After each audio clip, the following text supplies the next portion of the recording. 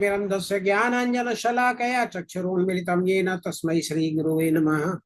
श्रीचैतन्यमनोभीष्टं स्थापितं येन भूतले स्वयं रूपकथा मह्यं ददाति स्वपदान्तिकं वन्देऽहं श्रीगुरु श्रीयुतपदकमलं श्रीगुरुन् वैष्णवांश श्रीरूपं साग्रजातं सगणरघुनाथान्वितं तं सजीवं साद्वैतं सावधूतं परिजनसहितं कृष्णचैतन्यदेवं श्रीराधाकृष्णपादान् सगणललिता श्रीविशाखान्वितांश्च।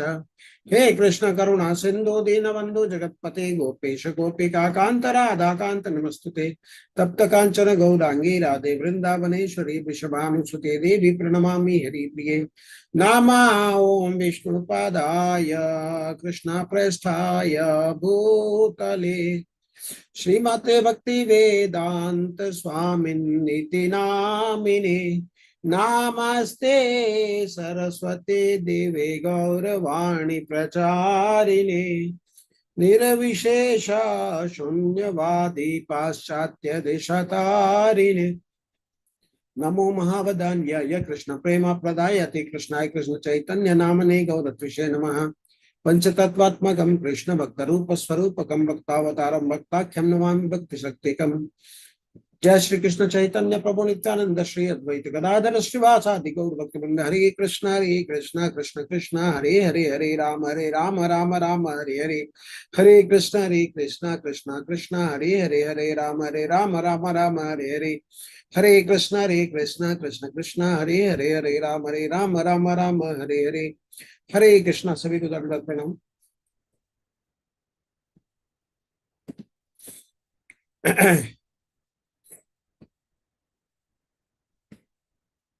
हरे कृष्णा।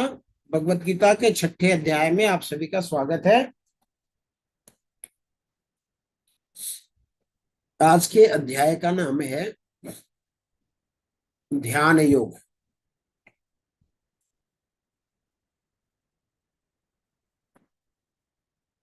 आज हम पढ़ने वाले हैं ध्यान योग या अष्टांग योग के बारे में।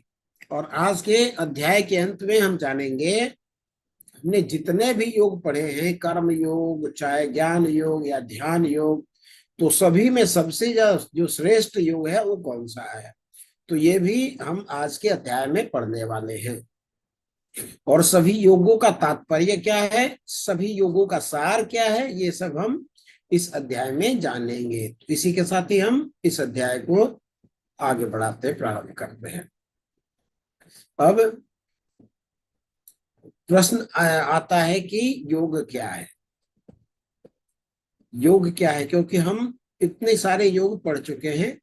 योग को लेकर के सबकी अलग अलग धारणा है। योग का मतलब होता है जो हमारे शरीर में चक्र होते हैं उनको जागृत करना। उसके लिए वे क्या करते हैं, हिमालय पर जाते हैं या एकांत स्थान पर जाकर के वहां पर कठिन तपस्या करते हैं। तो कई लोगों को लग सकता है कि ये योग है। आपको दिख रहा है यहाँ मूलाधार चक्र और आगे आगे चक्र होता जाता है और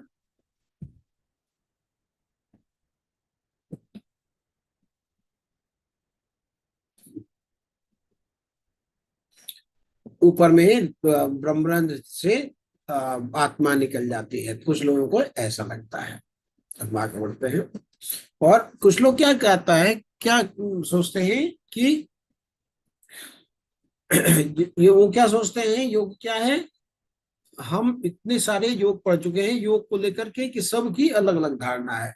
योग का मतलब होता है जो हमारे शरीर में चक्र होते हैं उनको जागृत करना। और या फिर किसी लोगों को लगता है कि ये शरीर का को ऐसे इस तरीके से ढालना। ये आप देख सकते हैं यहाँ पे चक्र षड चक्र दिखाया गया है, 1 2 3 4 5 6 ऐसे करके ब्रह्मरंध्र से आत्मा को बाहर निकालने की पद्धति है। कुछ लोग को लग सकता है कि ये योग है। तो योग का मतलब कठिन तपस्या करना। जैसा कि हम यहाँ पे देख रहे हैं कि इस व्यक्ति ने क्या किया है, अपने सिर को जमीन में धंसा दिया है। इस प्रकार सबकी अलग अलग धारणा होती है। ये एक तरीके का तपस्या कर रहे हैं। आप दाहिने साइड जो देख रहे हैं इसमें क्या है कि जेठ की दोपहरी है, बहुत ज्यादा गर्मी है, और इन्होंने क्या किया है, चारों तरफ में अग्नि जला ली है, और सब जगह अग्नि जला ली है।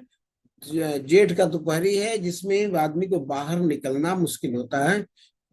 वैसे दोपहरी, चिलचिलाती दोपहरी में पैर को ऊपर सर को नीचे कर रखा है, चारों तरफ से और अग्नि भी जला रखा है, और सर के ऊपर में भी यहाँ भी अग्नि जला रखा है।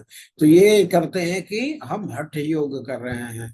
कई बार ऐसा होता है, दिसंबर के महीने जब चिलचिलाती ठंड होती है, उस समय बर्फ की सिल्ली मंगा लेंगे, चारों तरफ बर्फ रख लेंगे, और वहां पे योगा का अभ्यास करेंगे। कुछ लोगों को लगता है कि ये योगा है।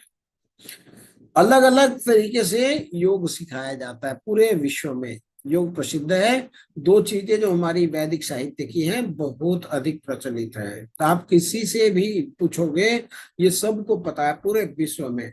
वह क्या है? योगा और कर्मा। तो बोलेंगे हाँ, कर्मा मालूम है और योगा मालूम है। तो ये पूरे विश्व में लोगों को पता है, इसलिए योग के लिए लोगों की अलग अलग धारणाएं हैं, और विश्व में अलग अलग योग सिखाया जाता है। तो आप देख सकते हैं,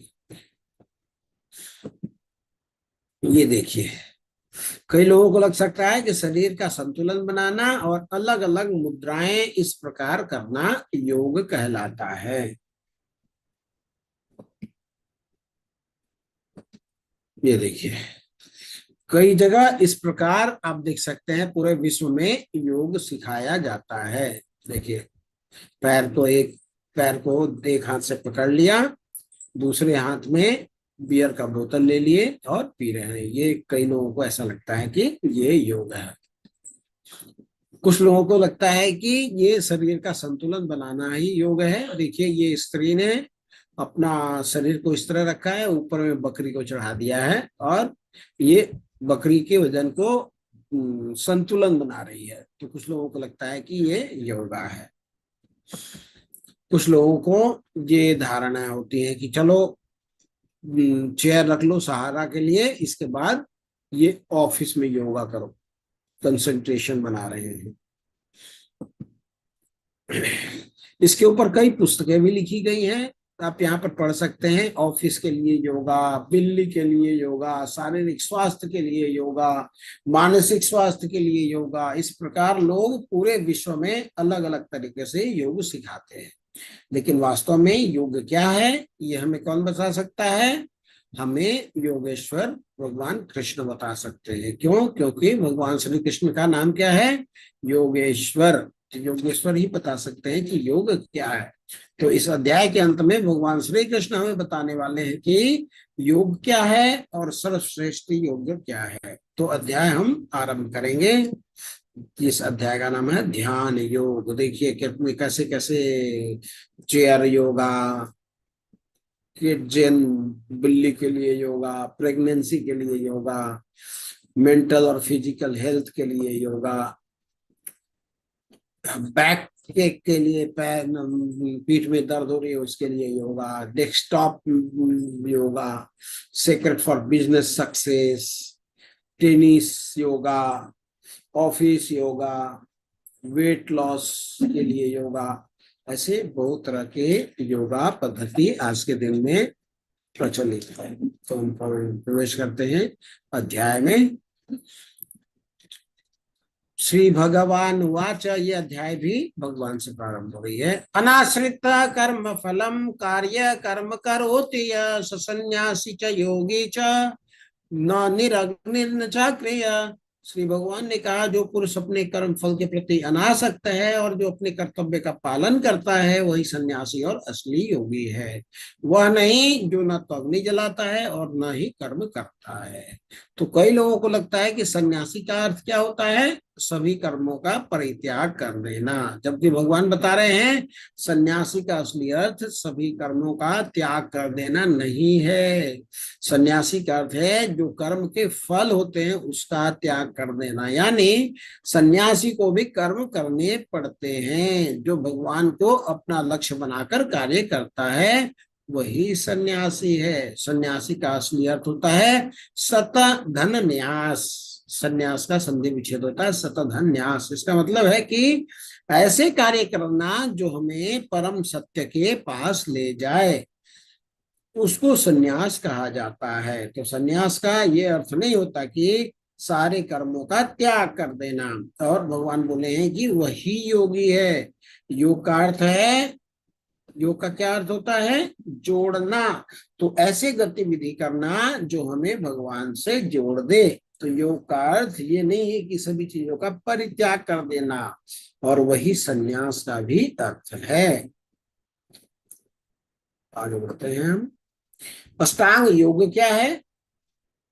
तभी इस अध्याय में भगवान अष्टांग योग के बारे में बताने वाले हैं। अष्ट का अर्थ होता है आठ, अंग का अर्थ होता है स्तर या उसके हिस्से। तो अष्टांग योग है, उसको 8 अंगों में विभाजित कर दिया जाता है। वह कौन कौन सा है? पहला है यम, नियम, आसन, प्राणायाम, प्रत्याहार, धारणा, ध्यान और समाधि। तो अष्टांग योग के 8 अंग हैं, यानी 8 हिस्से हैं।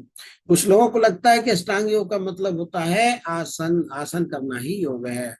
तो आप किसी से पूछेंगे कि योग क्या है, तो लोग बताएंगे आसन करना ही योग है, पोस्चर बनाना ही योग है।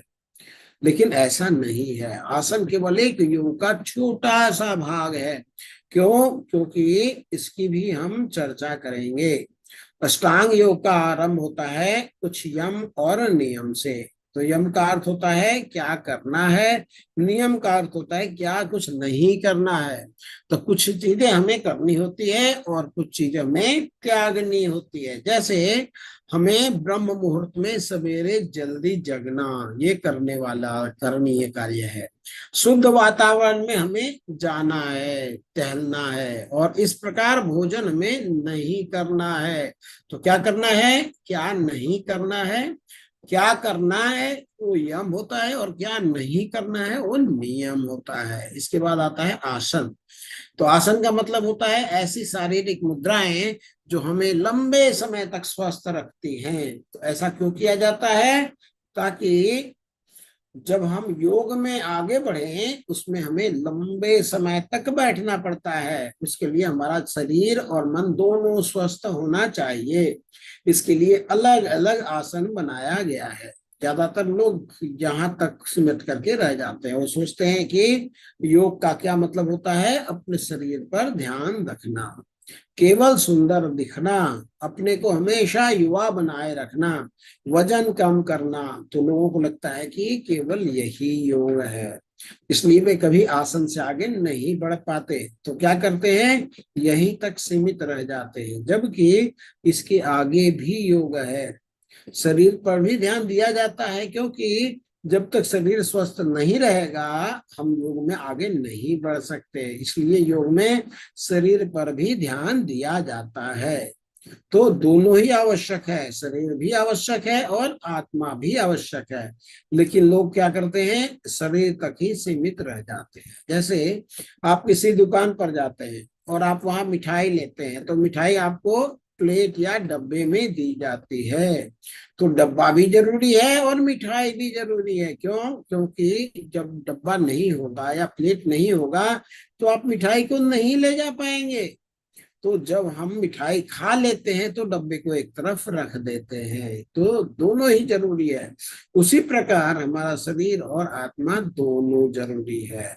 शरीर हमारे आत्म साक्षात्कार के मार्ग में आगे बढ़ने के लिए बहुत जरूरी है, और एक समय के बाद हम शरीर को त्याग देते हैं, जैसे डब्बे को त्याग दिया था।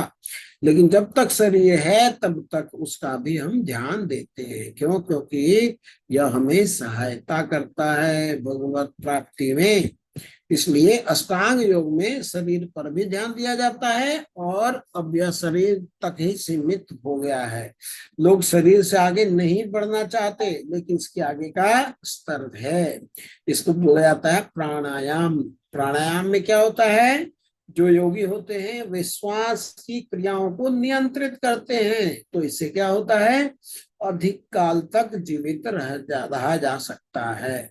तो वे अपनी श्वास को नियंत्रित कर लेते हैं और अधिक साल तक जी लेते हैं। तो कई लोग तो प्राणायाम तक पहुंच जाते हैं, पर ज्यादातर लोग इसके आगे नहीं जा पाते। आगे की अवस्था में क्या होता है? प्रत्याहार। तो इसमें सभी इंद्रिय विषयों का त्याग करना होता है। जितने भी इंद्रिय सुख है उसका त्याग करना होता है और अपने इंद्रियों को संयमित करने का प्रयत्न करना होता है। इसके लिए योगी क्या करता है? योगी एकांत स्थान पर चला जाता है और सारी जो इंद्रिय सुख है उसका त्याग कर देता है। तो आगे आती है धारणा की स्थिति। तो धारणा की स्थिति में क्या करता है? एकाग्रता में आगे बढ़ने का प्रयत्न करता है, यानी आगे आकर के ध्यान की अवस्था में और आगे बढ़ने का प्रयत्न करता है। तो धारणा जो है ध्यान और प्रत्याहार के बीच की अवस्था है। तो उसमें क्या करते हैं?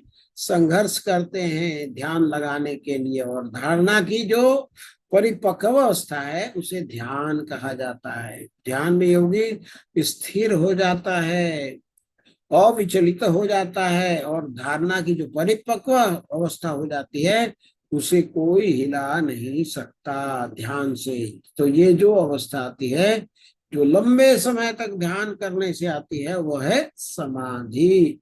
तो उसे समाधि बोला जा सकता है। समाधि का अर्थ क्या होता है?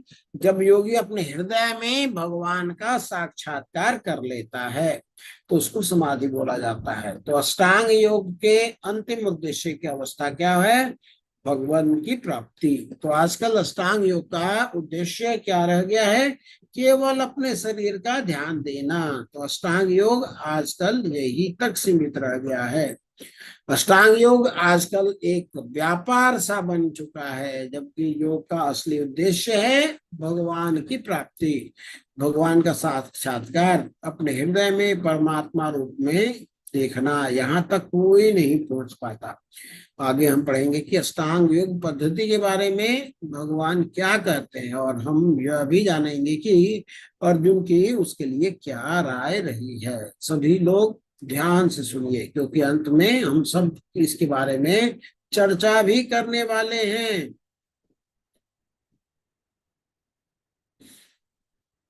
आगे बढ़ते हैं। ये देखिए अष्टांग योग के सारे बिंदुओं को ध्यान से सुनिए। इसके बाद में हम देखेंगे क्या आप इस योग प्रणाली को अपनाने के लिए तैयार हैं या नहीं है। तो आजकल के समय में यह अष्टांग योग कितना व्यवहारिक है इसी के साथ ही हम आगे देखते हैं। क्या है बताया है आप लोग को? देखिए सबसे ऊपर में समाधि है, समाधि के बाजू में यम है। यम, यम मतलब external discipline. External discipline means बाहर से जो रोकथाम करते हैं वो। इसके बाद आता है नियम। नियम मीन्स इंटरनल डिसिप्लिन, अपने से। यम में एक्सटर्नल डिसिप्लिन क्या हुआ? सुबह जल्दी उठना, उठ करके क्या करना? तो ये इंटरनल डिसिप्लिन का पार्ट है कि हमें ध्यान लगाना है, हमें आराधना करनी है, भगवान का नाम का जप करना है। ये क्या है? नियम, इंटरनल डिसिप्लिन। इसके बाद आता है आसन। आसन मीन्स पोस्चर, मेडिटेटिव सीट, जैसे बैठ करके योगी अभ्यास करता है उसको बोलते हैं आसन। आसन मीन्स पोस्चर। इसके बाद आता है प्राणायाम। प्राणायाम मतलब ब्रेथ कंट्रोल, सांस का ऊपर नीचे करना, ये होता है प्राणायाम। प्राणायाम के बाद आगे आता है प्रत्याहार, विड्रॉल ऑफ सेंस ऑर्गन। अपनी इंद्रियों को इंद्रिय सुख में ना जाने दो, इंद्रियों को रोको। इसके बाद आता है प्रत्याहार। प्रत्याहार में ही विड्रॉल ऑफ सेंसेस होती है। प्राणायाम में ब्रेथ कंट्रोल। इसके बाद आता है धारणा। धारणा मीन्स कंसंट्रेशन, आप अपने चित्त को स्थिर करना, उसको बोलते हैं धारणा। जब धारणा परिपक्व हो जाती है तो ध्यान में कन्वर्ट हो जाता है, फिर आप अपने इष्ट का ध्यान करने लग जाते हैं। ये मेडिटेटिव एब्जॉर्प्शन की स्थिति होती है। और ध्यान जब स्टेबल हो जाता है कई दिनों कई महीनों के लिए तो उसको बोलते हैं समाधि, यूनियन और इंटीग्रेशन विद द लॉर्ड, इसको बोलते हैं समाधि।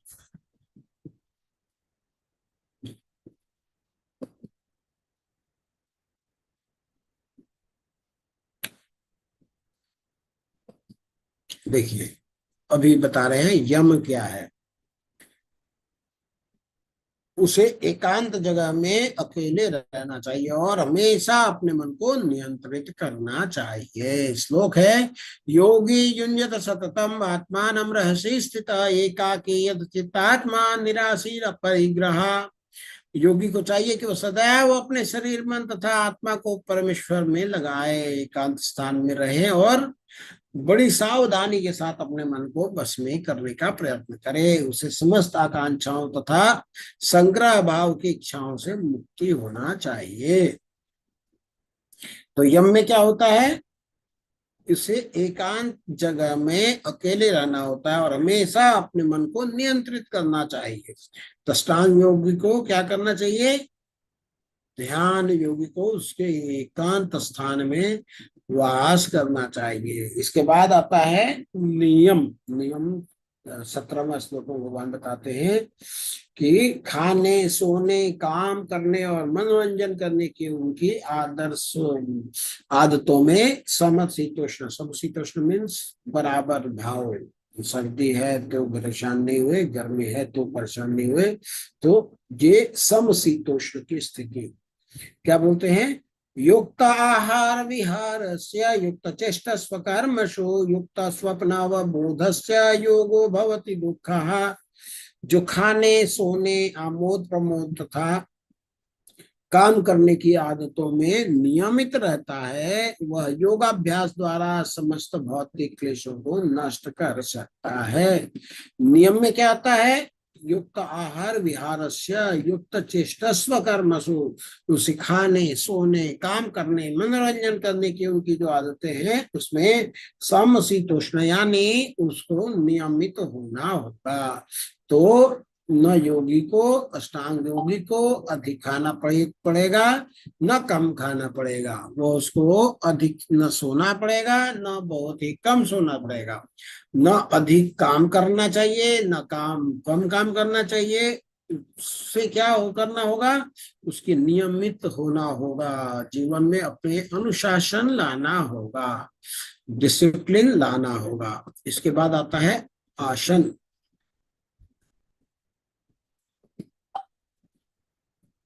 तो आसन के बारे में भगवान ने क्या बोला है, भगवान ने बोला है, शुचौ देशे प्रतिष्ठाप्यम स्थिरम मानसमात्मना नात्र क्षितम नाचिदोपम चैलाजीन कुशोत्तरम तत्र एकाग्रमन कृत्वा यत चित्तेन्द्रिय क्रिया उपविश्यासने चैव युञ्जन् योग समान युगमात्मा विशुद्धये।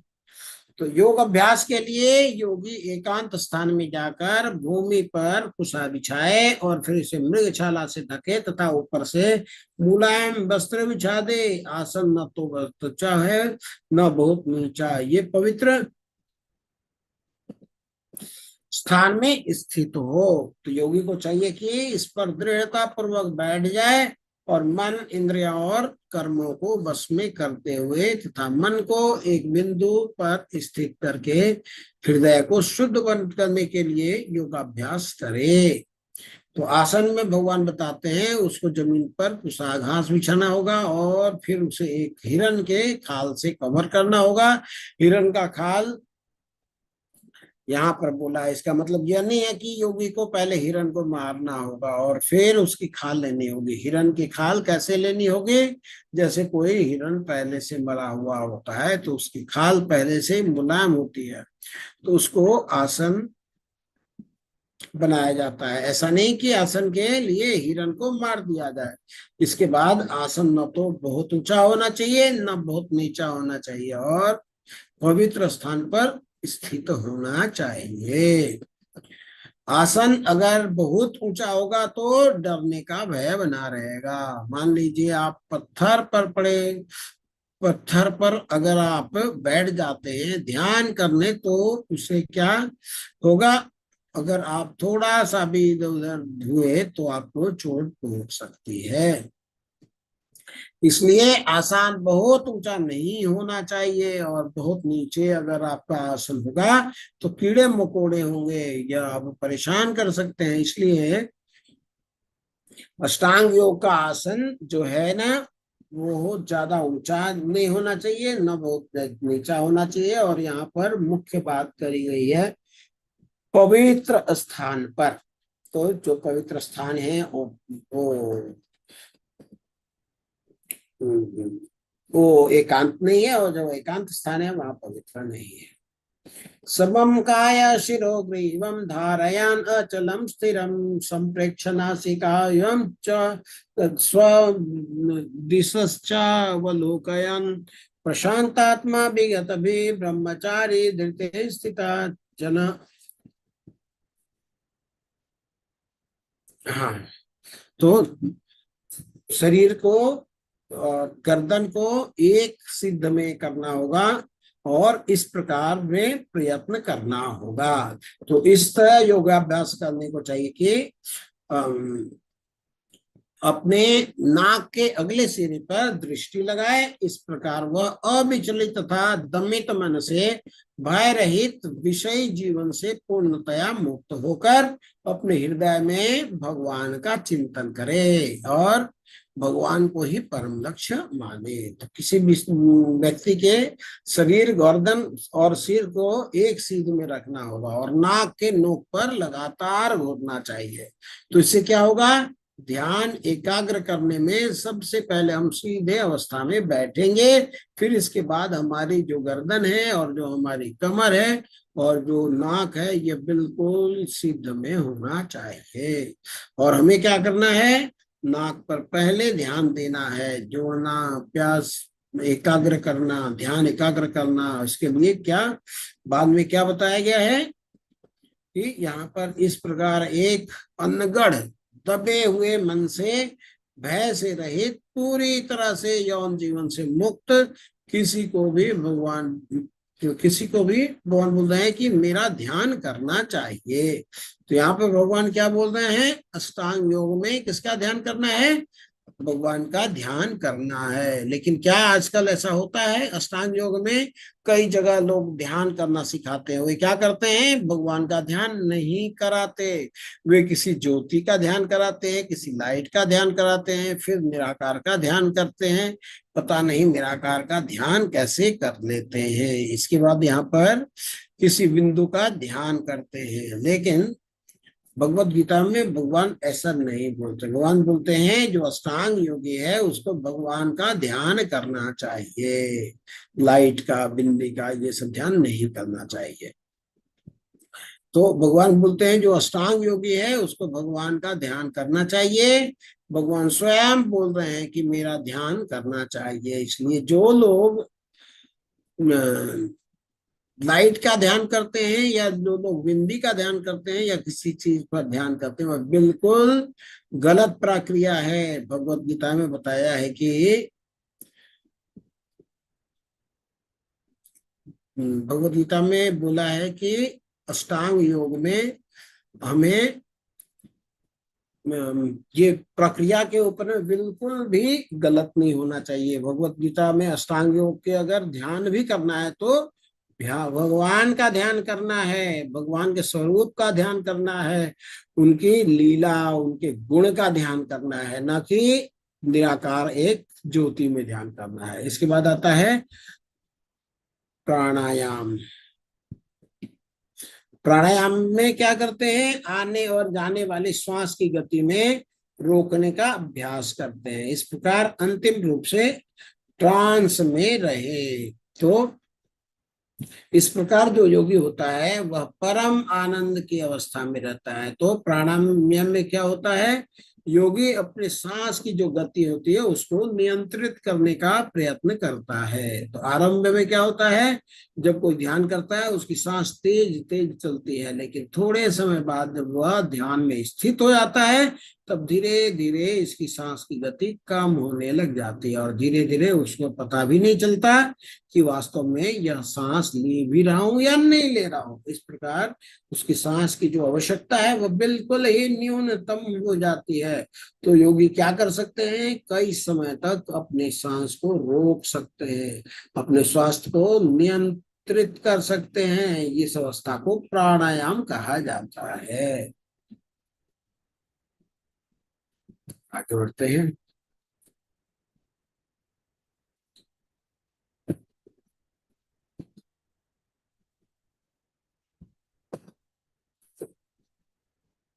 इसके बाद आता है प्रत्याहार, भौतिक अस्तित्व की समाप्ति। मतलब हम स्टूडेंट हैं तो स्टूडेंट को हम समाप्त कर लें, बिजनेसमैन है बिजनेस को समाप्त कर लें। तो क्या होता है कि भौतिक अस्तित्व को अपने में अंदर में समेट लेना, बाहर में जो यहाँ पे वहां पे हर जगह हमारी आसक्ति चिपकी हुई है, सबको इस आसक्ति चिपकी हुई को लेकर के एक जगह स्थित कर देना, मतलब भौतिक अस्तित्व के को समाप्त कर देना। तो अभी हम आगे बढ़ते हैं, इसमें जो बाद में प्रत्याहार व्यवस्था आती है, अब इसमें क्या होता है कि जो इच्छाएं होती हैं सबको त्यागना पड़ता है, और इस अवस्था में जो भौतिक अस्तित्व है वो समाप्त करना होता है। तो भौतिक अस्तित्व यानी हमारी जो पहचान है, भौतिक पहचान है, उसको समाप्त करना होता है। कोई राजा है तो उसको भूलना होगा कि वह राजा है, कोई अगर प्रोफेशनल है उसको भूलना होगा कि वो प्रोफेशनल है। तो भौतिक स्थिति है, इसको समाप्त करना होगा, इसको बोलते हैं प्रत्याहार। तो कोई है आप लोगों में से जो इंटरेस्टेड है अपनी अपनी जो स्थिति है, भौतिक अस्तित्व है, उसको समाप्त करे। इसके बाद आता है धारणा। धारणा में क्या होता है कि जब योगी योगाभ्यास द्वारा अपने मानसिक कार्यकलापों को बस में कर लेता है और अध्यात्म में स्थित हो जाता है, अर्थात समस्त भौतिक इच्छाओं से रहित हो जाता है, तब वह योग में सुस्थिर कहलाता है, जिसको बोलते हैं धारणा। इसके बाद ध्यान की अवस्था आती है, तो मानसिक गतिविधि को अनुशासित करता है और पारलौकिक स्थिति हो जाती है। सभी भौतिक इच्छाओं से रहित उसे योग प्राप्त करने के लिए कहा जाता है। तो जो धारणा की स्थिति होती है उसमें योगी क्या करता है, उसमें योगी प्रयास करता है अपनी इंद्रियों को बस में करने का।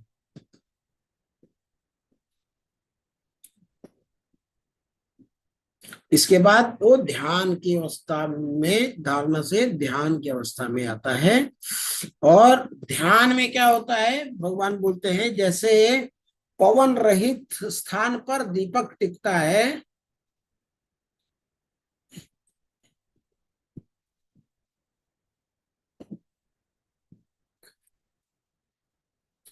तो ध्यान की अवस्था में जो परिपक्व अवस्था होती है उसमें बिल्कुल भी विचलित नहीं होता है, कितना भी समय तक वो बैठ सकता है। तो अंतिम में जो अवस्था आती है उसको बोला जाता है समाधि। तो उसमें क्या होता है, सबसे बड़ी कठिनाई के बीच में भी स्थिर रहता है, वो हिलता डुलता नहीं है, वो विचलित नहीं होता है। तो ये वास्तव में भौतिक संपर्क से तथा सभी दुखों से वास्तविक स्वतंत्रता है। तो समाधि की जो अवस्था में योगी अपने हृदय में भगवान को परमात्मा रूप में देख सकता है, और इस तरह वह क्या करता है, सभी दुखों से स्वतंत्र हो जाता है, और सारे भौतिक जो सुख है उनका वो परित्याग कर देता है। क्यों? क्योंकि अभी जो सुख है उसे अंदर से मिलने लग जाती है, तो उसको बाहर से सुख लेने की आवश्यकता नहीं है। तो जब तक उसे अंदर से सुख नहीं मिलेगा तब तक वह बाहर के सुख को कैसे त्याग कर सकता है। तो योगी क्या करता है, अपने हृदय में जो है भगवान, उनसे साक्षात्कार करता है परमात्मा रूप में। इस तरह उसे परम आनंद की प्राप्ति होती है और सारे बाहर के सुख को त्याग देता है। तो इस प्रकार अष्टांग योग पूर्ण होता है। अब इसको सुनने के बाद अर्जुन की क्या प्रतिक्रिया है उसको हम जानेंगे, और अर्जुन ने ऐसा क्या बोला उस पर हम चर्चा करने वाले हैं। तो अभी आप सभी ध्यान से सुनिए। अर्जुन क्या बोलते हैं, मधुसूदन आपने जिस योग पद्धति का संक्षेप में वर्णन किया है मेरे लिए अव्यवहारिक जान पड़ती है, यानी बिल्कुल भी प्रैक्टिकल नहीं है तथा असहनीय। क्यों? क्योंकि मन जो है चंचल तथा अस्थिर है। तो यहाँ पर हम देखते हैं जो अर्जुन है बहुत बड़ा योद्धा है और बहुत अच्छे कुल से भी है और भगवान का नित्य सखा है, भगवान का भक्त भी है। और इतने सारे गुण जो अर्जुन में, इतने दैवी गुण होने के बाद भी, इतने महान योद्धा होने के बाद भी अर्जुन ने क्या किया, अर्जुन ने इस योग पद्धति को अस्वीकार कर दिया और बोल रहे हैं कि जो आपने अभी अष्टांग योग बताया, यह योग पद्धति बिल्कुल भी अव्यवहारिक है और असहनीय है। तो हम देखते हैं 5,000 साल पहले इतना डिस्ट्रैक्शन नहीं था, इतनी भ्रामक चीजें नहीं थी समाज में जैसा आजकल है। आजकल बहुत सारी भ्रमित करने वाली चीजें हैं। आजकल टीवी है, फेसबुक है, व्हाट्सएप है, यूट्यूब है, तो बहुत सारी चीजें जो हमें भटका सकती है। लेकिन आज से 5,000 साल पहले जब अर्जुन थे, उस समय ये सब बिल्कुल भी नहीं था। फिर भी अर्जुन क्या किए, अर्जुन बोल रहे हैं अष्टांग योग की जो पद्धति है उसको रिजेक्ट कर दिया, बोला कि यह अव्यवहारिक है और असहनीय है। तो मेरा आप सभी से प्रश्न है कि अर्जुन ने ऐसा क्यों किया, इसके पीछे क्या कारण है, क्या आप बता सकते हैं? और भगवान ने यह अष्टांग योग बोला ही क्यों जब अर्जुन ने उनको रिजेक्ट ही करना था? तो भगवान ने यह योग बोला ही क्यों? तो आप मुझसे जो इसका आंसर देना चाहते हैं, उत्तर बताना चाहते हैं, वे अपना हैंड रेज कर सकते हैं और एक एक करके हम चर्चा करेंगे। आप अपने चैट में भी लिख सकते हैं।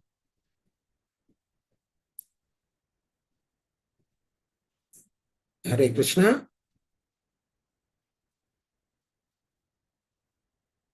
अर्जुन कह रहे हैं ये व्यवहारिक नहीं है, ये मैं नहीं कर सकता हूँ। तो भगवान ने क्यों बताया? और अर्जुन को व्यवहारिक नहीं लग रहा, आप लोगों को क्या लग रहा है? हरे कृष्णा प्रभु जी माता जी, आप लोग हैंड हरे रेस कृष्णा कर बोले। सकते हैं। हरे कृष्णा प्रभु जी माता हाँ। जी, आप लोग हैंड रेस कर सकते हैं या डायरेक्ट बता सकते हैं। हरे कृष्णा।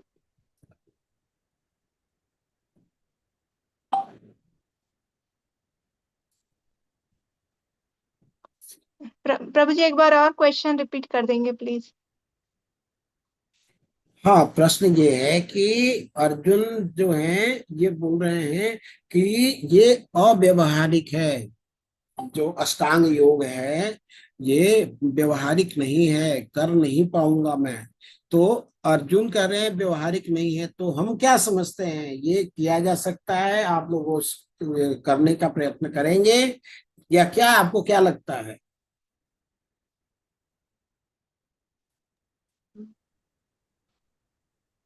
कोई हैंड रेस करना चाहेंगे या बताना चाहेंगे? प्रभु जी पूछ रहे हैं कि आज के समय में अष्टांग योग का किस तरीके से पालन हो सकता है कि नहीं हो सकता है, जैसे हम लोग योगा करते हैं। तो किसी को समझ में नहीं आया? नहीं, कोई नहीं बोल रहे हैं प्रभु जी। हरे कृष्ण। जी हरे। नहीं, आज की डेट में ये चीज संभव नहीं हो पाएगी क्योंकि इतना आजकल मन भटका हुआ है दूसरी चीजों में। थोड़ी देर हम लोग शांति से बैठते हैं, किसी का फोन आ जाएगा, कोई कहीं से आ जाता है, तो ये आज के डेट में संभव नहीं है। बहुत बहुत सुंदर भैया। और किसी का कोई विचार?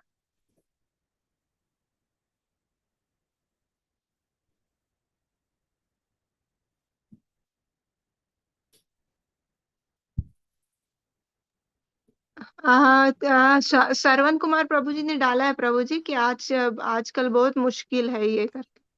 जी जी, बिल्कुल सही बोला प्रभु जी। आजकल मुश्किल है क्योंकि शुरुआत कहाँ से हुई थी? एकांत स्थान में जाना है, तो एकांत स्थान और जो पवित्र स्थान में जाना है। तो आज के दिन में एकांत स्थान पवित्र नहीं है और पवित्र स्थान एकांत नहीं है। चाहे पवित्र स्थान आप चले जाइए, हरिद्वार चले जाइए, वहां भी भीड़ है, ऋषिकेश चले जाइए, वहां भी भीड़ है, नैमिषारण्य चले जाइए, वहां भी आपको जगह नहीं मिलेगा, वृंदावन में जाइएगा तो वहां पे रील बनाने वालों लोगों की इतनी भीड़ है कि मत पूछिए, सारे लोग हैं वहां पे, इतना भीड़ है। तो हर जगह, चाहे आप वैष्णो देवी जाइए, चाहे आप कुरुक्षेत्र जाइए, हर जगह जो पवित्र स्थान है वो एकांत नहीं है, पूरा भरे हुए लोग हैं। और जो एकांत स्थान है वो पवित्र नहीं है, वहां पे गून मवाली इस तरह के लोग वहां पे ज्यादा रहते हैं। तो एकांत भी स्थान नहीं, एकांत स्थान है वो पवित्र नहीं है, पवित्र स्थान है जो एकांत नहीं है। तो ये जो शुरुआत है योगा की, तो वहीं पे हमारा पत्ता कट जाता है। इसके बाद क्या बोल रहे हैं भगवान कि आसन ऊंचा नीचा नहीं होना चाहिए, और भगवान ने बोला है कि हमें डियर स्किन पे बैठ करके ध्यान लगाना है। तो आज के दिन में एक फिल्मी हस्ती हैं, कलाकार हैं, और वो कितने 15 सालों से एक डियर मारने के लिए उनके ऊपर में केस चल रहा है, और वो इतने दिन से केस लड़ रहे हैं। तो आप लोग डियर स्किन की अगर कहीं दिख जाएगा भी डियर स्किन, तो आपको पुलिस पकड़ लेगी और पूछताछ करने लगेगी लाए कहाँ से है। तो ये प्रैक्टिकल नहीं है, बिल्कुल सही कहा। तो हमने बताया कि ये आज के दिन में प्रैक्टिकल नहीं है। तो अष्टांग योग सतयुग में चलता था, सतयुग में लोग अष्टांग योग की का पालन करते थे।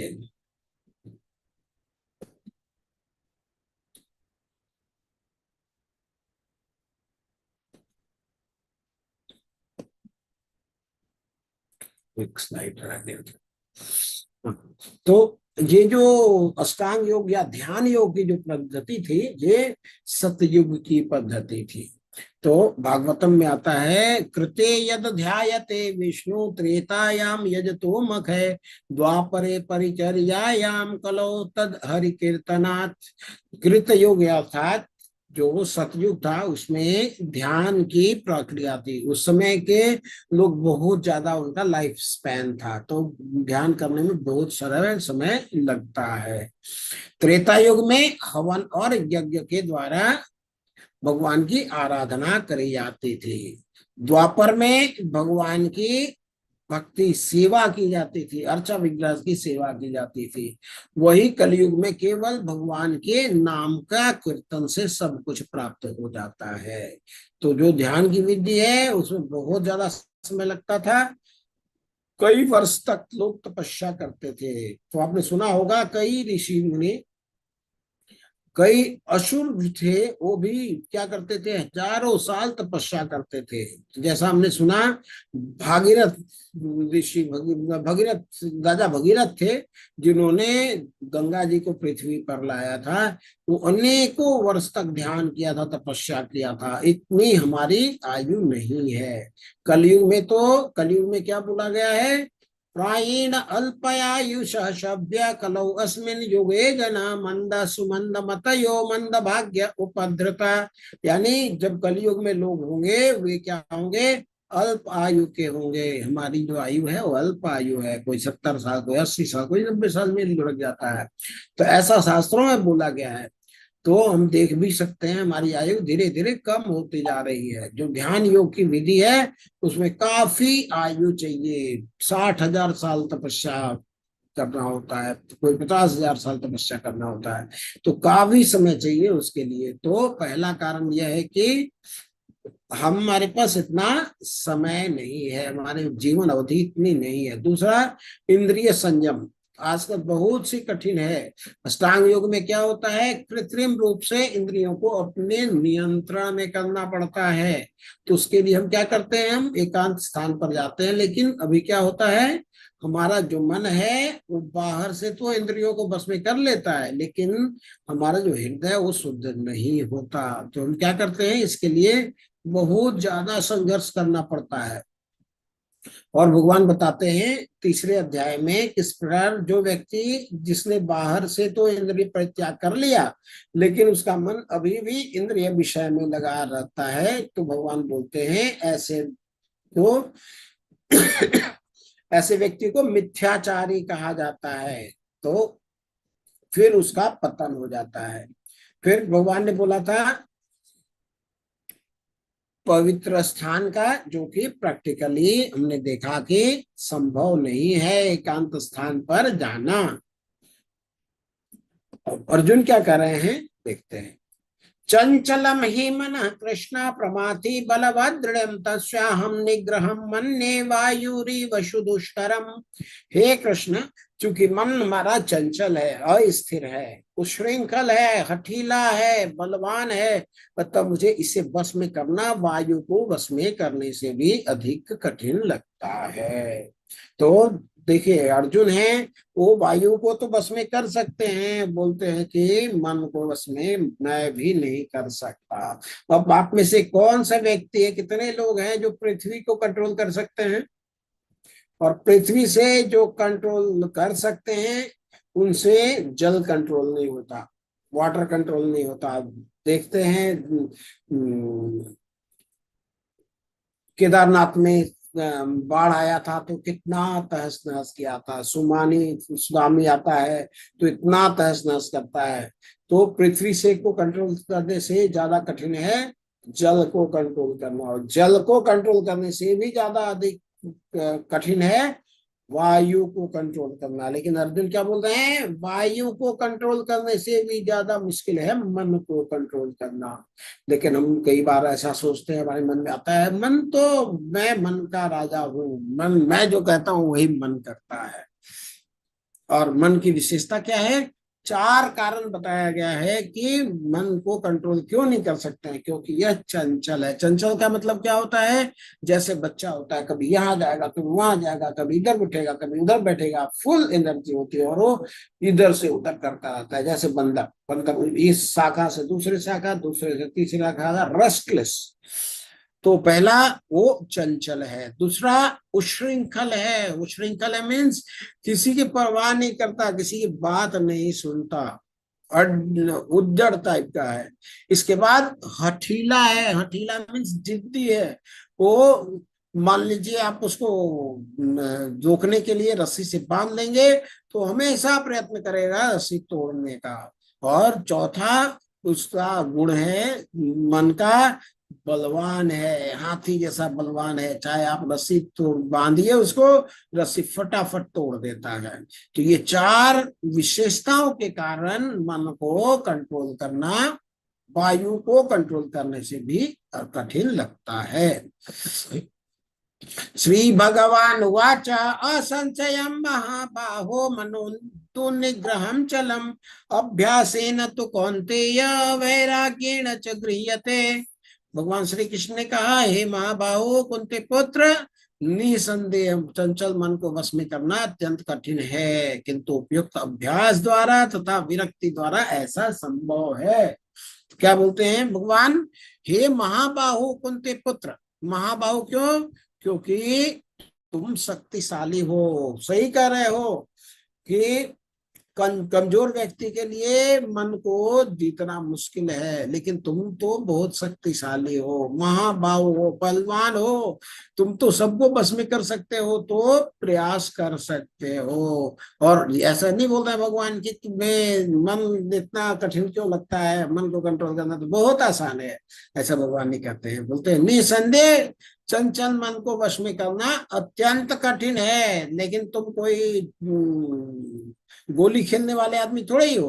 अब तुम तो महाबाहु हो, तुम्हारी भुजाएं बहुत बड़ी हैं और कुंती के पुत्र हो। तुम्हारे अंदर में वैराग्य और अभ्यास तो टूट के भरा हुआ है। अब तुम साधारण स्टूडेंट, साधारण व्यक्ति के जैसे तो हो नहीं।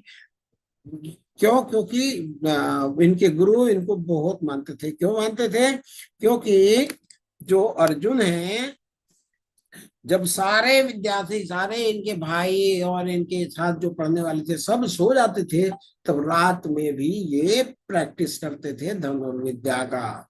और बीच बीच में कभी नींद खुल जाती थी द्रोणाचार्य की, तो देखते थे, देख करके बहुत खुश हो जाते थे कि शाबाश, देखो सारे लोग सो रहे हैं लेकिन ये अभ्यास कर रहे हैं। तो तुम शक्तिशाली हो, अभ्यास में शक्तिशाली हो, विरक्ति में भी तुम शक्तिशाली हो, तुम कर सकते हो। ये वैराग्य और अभ्यास के द्वारा मन को बस में किया जा सकता है।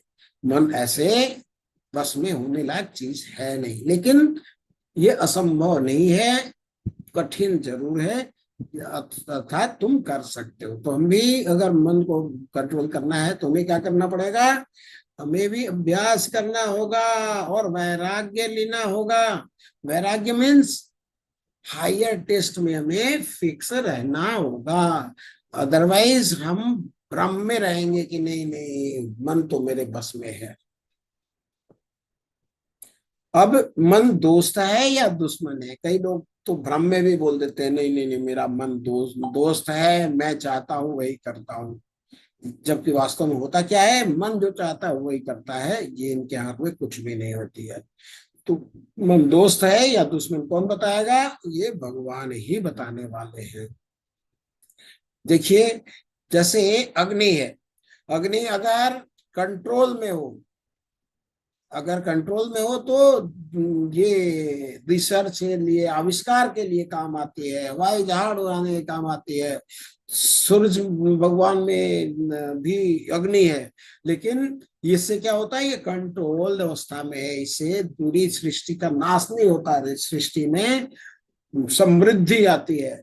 और वही अग्नि जो अनकंट्रोल हो गया, जो हाथ से बाहर हो गया, वो पूरे बिल्डिंग को, पूरे जंगल को जला डालती है। तो अग्नि अगर कंट्रोल में हो तो लाभकारी है, अगर कंट्रोल से बाहर चला गया, जब हमारे कंट्रोल में नहीं है तो विनाशकारी है। वैसे ही ये जो मन है, अगर हमारे कंट्रोल में है तो बहुत लाभकारी है, लेकिन कंट्रोल से बाहर चला गया तो हमारा विनाश कर देगा। मन आग की तरह है, जब नियंत्रित किया जाता है तो चमत्कारिक हो सकता है, और नियंत्रण से बाहर तबाही फैला सकता है। तो अब मन किसका शत्रु है, किसका मित्र है, उसके बारे में भगवान बताते हैं। क्या बोलते हैं? बंधुरात्मना मानस्तस्य येनात्मैवात्मना जिता अनात्मनस्तु शत्रुत्वैवर्तेतामेव शत्रुवत्। जिसने मन को जीत लिया है उसके लिए मन सर्वश्रेष्ठ मित्र है, किंतु जो ऐसा नहीं कर पाया उसके लिए मन सबसे बड़ा शत्रु बना रहेगा। तो जिसने मन को जीता है उसका मन मित्र है। तो आप लोग अगर मन को जीते हैं तो आपका मित्र हो सकता है, आप अपना खुद बता सकते हैं आपने मन को जीता है या मन के द्वारा आप जीते जाते हैं। जैसे उदाहरण के लिए, कई लोग जब उनके पास लिंक आती है भगवत गीता 18 डेज में सीखिए, देखते हैं बैच सुबह का है, सुबह तो उठने में देर होती है इसलिए सुबह का तो नहीं पढ़ते हैं। दोपहर का, अच्छा दोपहर में तो नहीं, ऑफिस में रहते हैं इसलिए नहीं करते हैं। फिर शाम को इन्वॉल्व कर लेते हैं, ठीक है शाम को क्लास करेंगे। तो कुछ तो आते हैं, कुछ लोग सोचते हैं कि अरे शाम को घूमने का समय है, मैं तो बाहर में घूमने जाऊंगा, चलो आज घूमने नहीं जाता हूँ, आज क्लास कर लेता हूँ। फिर उनका मन करता है कि चलो एक दिन घूम लिया, एक दिन क्लास कर लिया, अब दूसरा दिन घूमने चले जाते हैं। फिर सोचते हैं कि चलो पहले से बैठ करके किताब लेकर के बैठने से अच्छा है सुनना ही, तो चलो वीडियो ऑफ कर देते हैं, कान में लगा लेते हैं, सुनते रहेंगे और गप भी मारते रहेंगे, घूमते भी रहेंगे। फिर कई बार होता है कि चलो चलो रिकॉर्डिंग मिलेगा तो हम देख लेंगे, कई बार होता है रिकॉर्डिंग भी आ गया तो चलो कल देख लेंगे, परसों देख लेंगे। तो ये क्या है, ये मन हमें भ्रमित करता है, अभी नहीं तभी, अभी नहीं तभी ऐसे करते हुए रह जाते हैं। अगर हम मन के हमारे कंट्रोल में नहीं है तो फिर मन हमारा शत्रु है, हमसे कोई भी अच्छा काम कराने नहीं देता। चाहे सुबह उठ करके एक्सरसाइज हो, आज चलो उठेंगे, आज एक्सरसाइज करेंगे, बहुत पुशअप मारेंगे, कल के दिन में अच्छा एक्सरसाइज ही तो करना है, सुबह नहीं अब शाम को कर लेंगे।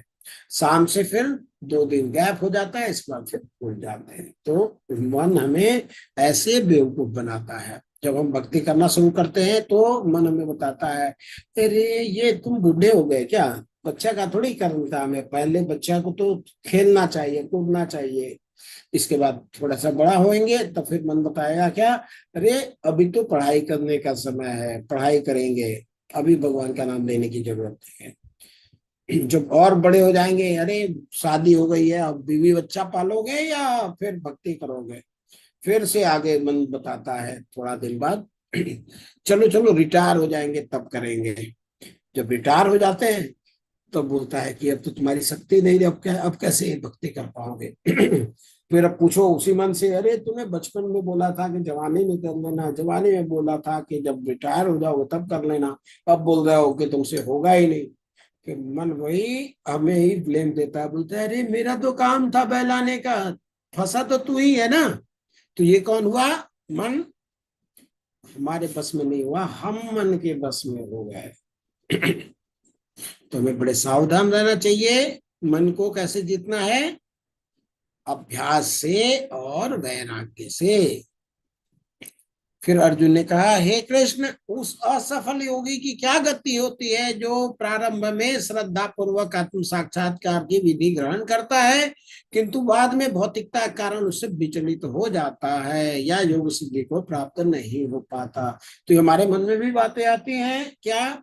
एक कहावत है कि ऐसा तो नहीं कि भौतिकता आपने छोड़ दिया, प्याज लहसुन खाना छोड़ दिया, मीट मछली दारू अंडा सब बंद कर दिया, कि भगवान की भक्ति करेंगे और भगवान को प्राप्त करेंगे। तो भौतिकता भी छोड़ दिया और बाद में भगवान भी नहीं मिले, न माया मिली न राम। ऐसी स्थिति में हो तो फिर क्या उसकी गति होती है? जो योगी असफल हो जाता है, जो भक्ति शुरू तो करता है, योग शुरू तो करता है, लेकिन भौतिकता के कारण या फिर कोई डिस्ट्रैक्शन आती है, उससे विचलित हो जाता है और योग सिद्धि को प्राप्त नहीं कर पाता, उसकी क्या गति होती है? ये अर्जुन पूछ रहे हैं। तो असफल योगी, भगवान क्या बोलते हैं? जो असफल योगी है पवित्र आत्माओं के लोकों में अनेकानेक वर्ष तक भोग करने के बाद या तो सदाचारी पुरुष के परिवार में या धनवान के कुल में जन्म लेता है। तो जो व्यक्ति योगा में असफल भी हो जाता है वो भी उसके लिए वरदान ही साबित होता है, उसके लिए कोई लॉस नहीं है। चाहे तो सदाचारी पुरुष के घर में जन्म लेगा जहाँ पे वो भक्ति बचपन से कर पाए, या फिर धनवान के कुल में जन्म लेगा। तो धनवान के कुल में जन्म लेगा तो उसको रोजमर्रा के जो आवश्यकताएं हैं, नौकरी व्यापार ये सब करने की आवश्यकता नहीं होगी। जैसे अंबानी के यहाँ जन्म ले लिया तो उसको थोड़ी स्ट्रगल करना है लाइफ के लिए कि हाँ नमक कहाँ से आएगा, चीनी कहाँ से आएगा, तेल कहाँ से आएगा। तो भगवान बोलते हैं कि जो प्रारंभिक अवस्था में असफल हो जाता है वो भी धनी परिवार में जन्म लेता है, और जो दीर्घकाल तक योग पद्धति का पालन करता है इसके बाद जो असफल होता है उसके के लिए तो भगवान बताते हैं, अथवा यदि दीर्घ काल तक योग के बाद असफल रहे तो ऐसे योगी के कुल में जन्म लेता है जो अति बुद्धिमान है, जो पहले से भगवान के नाम का जप कर रहे हैं, कीर्तन कर रहे हैं, देख रहे हैं दूसरा कि ये बालक छोटा है, उस समय से ही उसको भक्ति का माहौल मिल रहा है।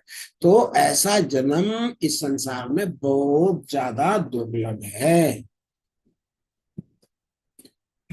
तो सबसे बड़े योगी देखिए नारद मुनि हैं, ये कहीं भी ऊपर नीचे कोई भी ग्रह में जा सकते हैं, बिना रोक टोक के जा सकते हैं। ये देवताओं से भी मिल सकते हैं, दैत्यों से भी मिल सकते हैं, कोई भेदभाव नहीं। तो ये योगा करके इनकी ये अवस्था हुई है। तो अन्य सभी योग भक्ति योग की ओर अग्रसित होते हैं। तो कर्म योग कैसा है? कर्म योग भक्ति योग तक आने के लिए सीढ़ी है। कर्म योग एक स्तर है, ज्ञान योग एक स्तर पे, अष्टांग योग एक स्तर पे है, जो सबसे टॉप है वो है भक्ति योग, जो भगवान की का ध्यान, भगवान की पूजा करते हैं। तो all other yogas are progressive towards the destination of bhakti yoga. ये हायरार्की है, ये भगवान बताते हैं। एक व्यक्ति जो आध्यात्मिक रूप से जिज्ञासु है, सबसे बुनियादी प्रकार की सेवा में शुरू होता है। जो कर्मयोग है, अपनी क्षमता के अनुसार वह प्रभु के लिए काम करता है, भगवान के लिए फूल चढ़ाना, मंदिर की सफाई करना, मुद्रा दान देना मतलब पैसा दान देना आदि। तो इसका अभ्यास करते करते कई ज्ञानियों से मिलता है और ज्ञान योग में ज्ञान में जुट जाता है। फिर वह धीरे धीरे समझने लगता है कि वो शरीर नहीं है, परमात्मा उसके हृदय में रहते हैं और इस बात को महसूस करना चाहता है। तो वह भगवान कृष्ण के समक्ष समर्पण कर देता है और भक्त बन जाता है और सबसे उच्च योग साधना में शामिल होता है। वह क्या है? वो है भक्ति योग। तो भक्ति योग को बुद्धि योग भी कहा जा सकता है। क्यों? क्योंकि यह सभी योगों में सबसे चतुर है। क्यों? क्योंकि अन्य योग की सीमाएं होती हैं, लेकिन इसकी कोई सीमा नहीं होती। कर्म योग में व्यक्ति भगवान के लिए कर्म करता है, ज्ञान योग में व्यक्ति भगवान के लिए ज्ञान देता है, अष्टांग योग में व्यक्ति भगवान का ध्यान करके भगवान को हृदय देश में देख सकता है। लेकिन भक्त क्या होता है? भक्त होता है जो भगवान के लिए कार्य भी करे, भगवान के बारे में ज्ञान भी ले। हम लोग क्या कर रहे हैं? अभी भगवान के बारे में ज्ञान ले रहे हैं। तो भगवान के बारे में ज्ञान भी लेता है, भगवान को ध्यान भी करता है, भगवान के लिए कार्य भी करता है, सब कुछ करता है, वो होता है भक्ति योगी। भगवान क्या बोलते हैं? योगिनाम अपि सर्वेषां मद्गतेनान्तरात्मना श्रद्धावान भजते यो माम समय युक्त तमो मता। और समस्त योगियों में जो योगी अत्यंत श्रद्धा पूर्वक मेरे पारायण है, मेरे बारे में सोचता है, मेरी आराधना करता है, अपने अंतःकरण में मेरे विषय में सोचता है, मेरी दिव्य प्रेम भक्ति करता है, वह योग में सबसे परम अंतरंग रूप में युक्त रहता है और सबों में सर्वोच्च है। यही मेरा मत है। तो मैं बोला था कि आज भगवान बताएंगे कि योग में सबसे श्रेष्ठ योग क्या है। तो सबसे श्रेष्ठ योग है भक्ति योग। अब प्रभुपाद जी के पाड़ी पढ़ लेते हैं। भक्ति योग समस्त योगों की परिणति है। अन्य योग जो भक्ति योग में भक्ति तक पहुंचने के साधन मात्र हैं। योग का वास्तविक अर्थ भक्ति योग है। अन्य सारे योग भक्ति योग रूपी गंतव्य की दिशा में अग्रसर होते हैं। तो कर्म योग से लेकर के भक्ति योग तक का जो लंबा रास्ता है आत्म साक्षात्कार तक जाता है। तो निष्काम कर्म योग इस रास्ते अर्थात मार्ग का आरंभ है। कोई विरला भाग्यशाली ही वैदिक विधान के अनुसार भक्ति योग के पथ को स्वीकार करके कृष्ण भावना भावित हो पाता है। तो आदर्श योगी भगवान श्याम सुंदर कृष्ण पर अपना ध्यान एकाग्र करता है। उनके अंगों की प्रदीप्त करने वाली उनकी जो ज्योति है, जो ब्रह्म ज्योति कहलाती है, वे राम, नरसिंह, वारा, कृष्ण जैसे विभिन्न रूपों में अवतरित है। वे सामान्य व्यक्ति की भांति माता यशोदा के पुत्र के रूप में जन्म ग्रहण करते हैं और भगवान कृष्ण गोविंद और वासुदेव के नाम से जाने जाते हैं। वे पूर्ण बालक, पूर्ण पति, पूर्ण सखा, पूर्ण स्वामी और समस्त ऐश्वर्य और दिव्य गुणों से ओतप्रोत हैं। जो श्री भगवान के इन गुण से तथा पूर्णतया अभिज्ञ रहता है वह सर्वोच्च योगी कहलाता है। तो योगी की इस सर्वोच्च दशा केवल भक्ति योग से प्राप्त की जा सकती है, जिसकी पुष्टि वैदिक साहित्य से भी होती है। आगे भी देखते हैं। ये योगा आप देख सकते हैं। योगा मीन्स आध्यात्मिक अभ्यास। हमने अभी बात किया था सतयुग में विष्णु का ध्यान करें, मेडिटेशन ऑन विष्णु। त्रेता में एक्सपेंसिव सैक्रिफाइस हवन करते थे और द्वापर में भगवान की सेवा करते थे और कलयुग में भगवान के नाम का जप करते हैं, chanting holy name of Lord. ये वर्तमान युग या कलयुग की स्थिति है। तो शास्त्र में संदर्भ मिलता है। नारायण संहिता में भगवान बोलते हैं प्रायेण आयुषा सभ्य कलौ अस्मिन् युगे जना मंद सुमंद मतयो मंद भाग्य उपद्रित। कि कलयुग में लोग होंगे क्या करेंगे? वो अल्पायु के होंगे। शास्त्र में बोला गया है ऐसा। हम देख भी सकते हैं हमारी आयु धीरे धीरे कम होती जा रही है और ध्यान योग की विधि है, इसमें बहुत समय लगता है। तो समय चाहिए इसको करने के लिए। तो इसमें ये बताया गया है कि हमें कलयुग में लोगों को केवल परमेश्वर के पवित्र नाम का जप करना चाहिए। कलिर योगे राजन अस्ति एक महान गुण कृष्ण देव कृष्णस्य मुक्त संग परम व्रजेत। भगवान के नाम का जप करने से परम सिद्धि प्राप्त होती है।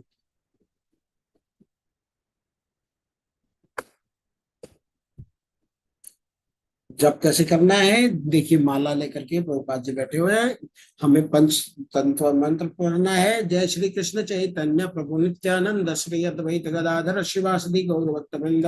इसके बाद बोलना है हरे कृष्णा कृष्णा कृष्णा हरे हरे, हरे राम राम राम हरे हरे। और जब अकेले करते हैं भगवान के नाम का जप तो उसको जप बोलते हैं। जब लोगों के साथ रोड पे जब हम हारमोनियम मृदंग करताल के साथ करते हैं उसको बोलते हैं संकीर्तन यज्ञ।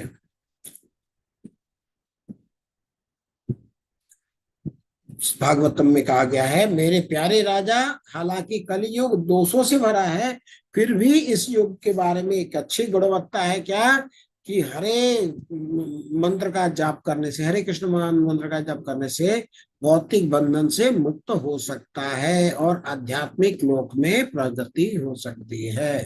तो जैसे बोला था कि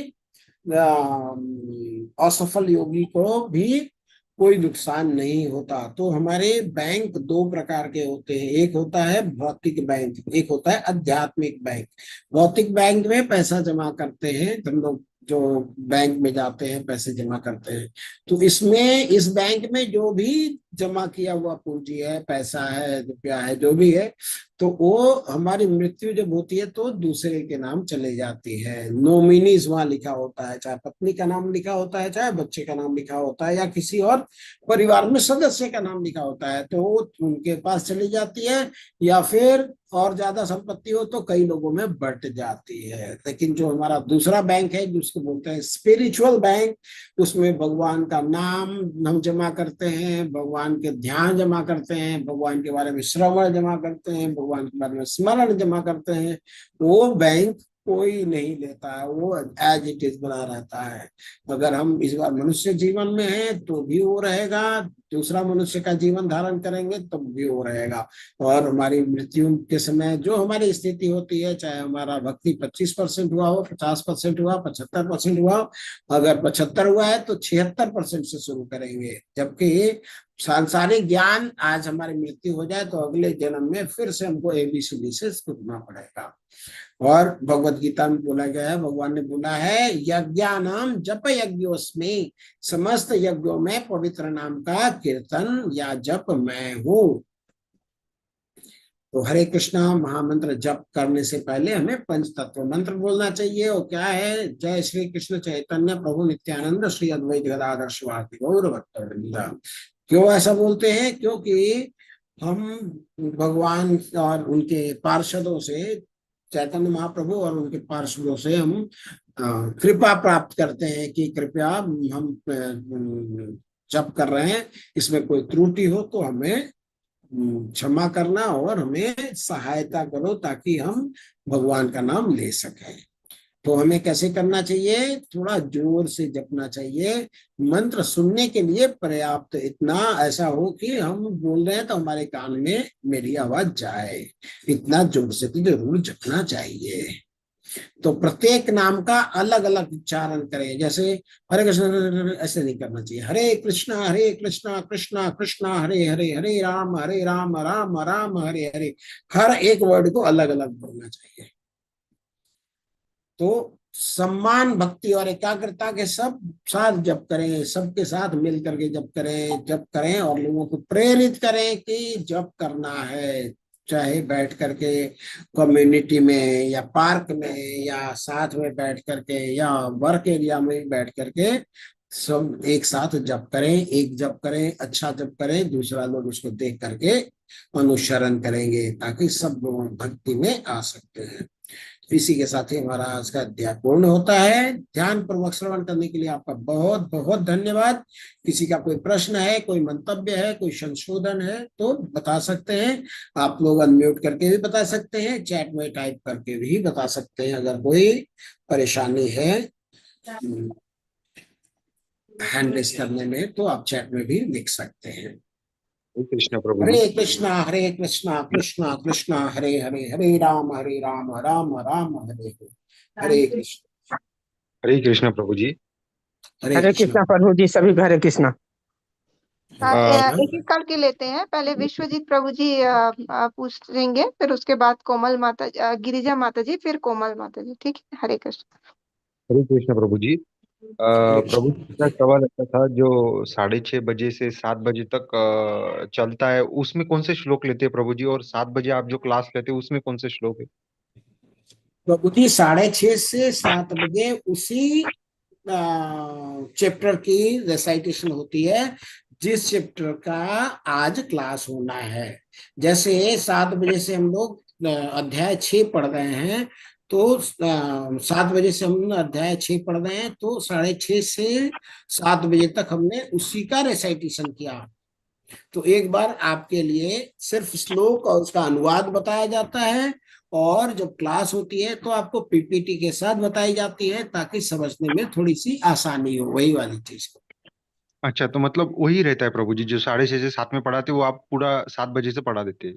जी जी जी जी। मैं एलिबरेट करता हूँ, उस समय अनुवाद पढ़ा जाता है प्रभु। आप पुस्तक ले करके बैठे, फिर समझ में आएगा।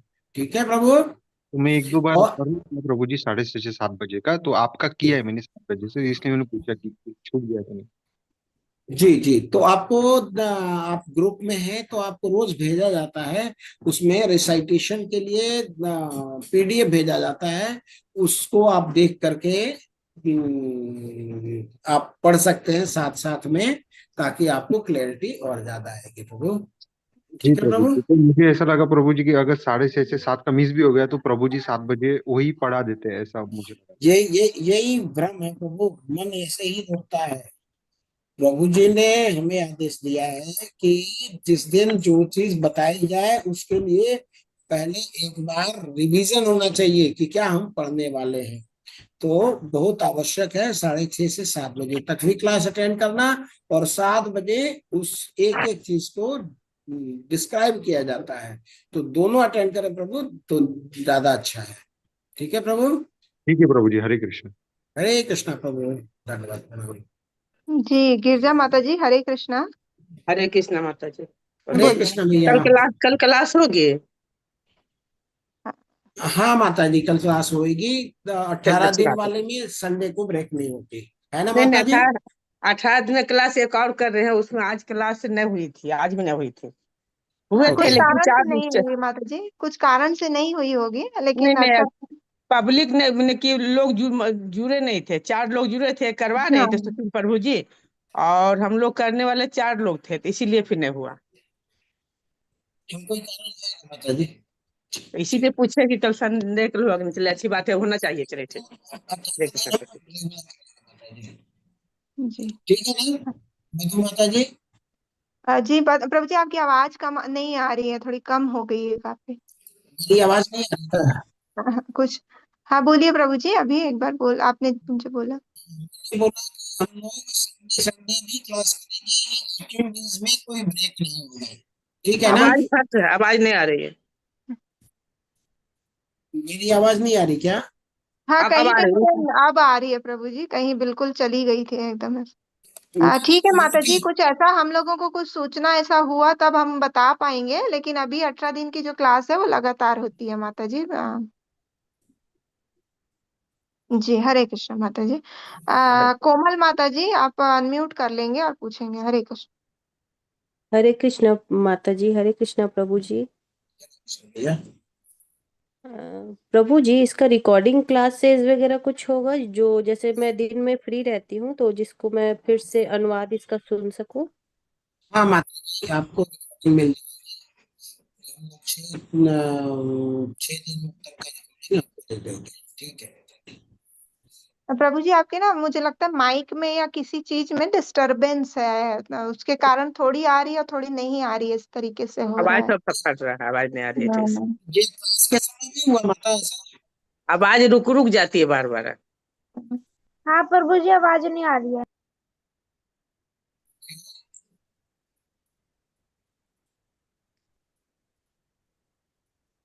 वीरेंद्र दत्त प्रभु जी, तब तक आप अपना क्वेश्चन करके रखेंगे। कुछ इस तरीके का क्वेश्चन है प्रभु जी आपका?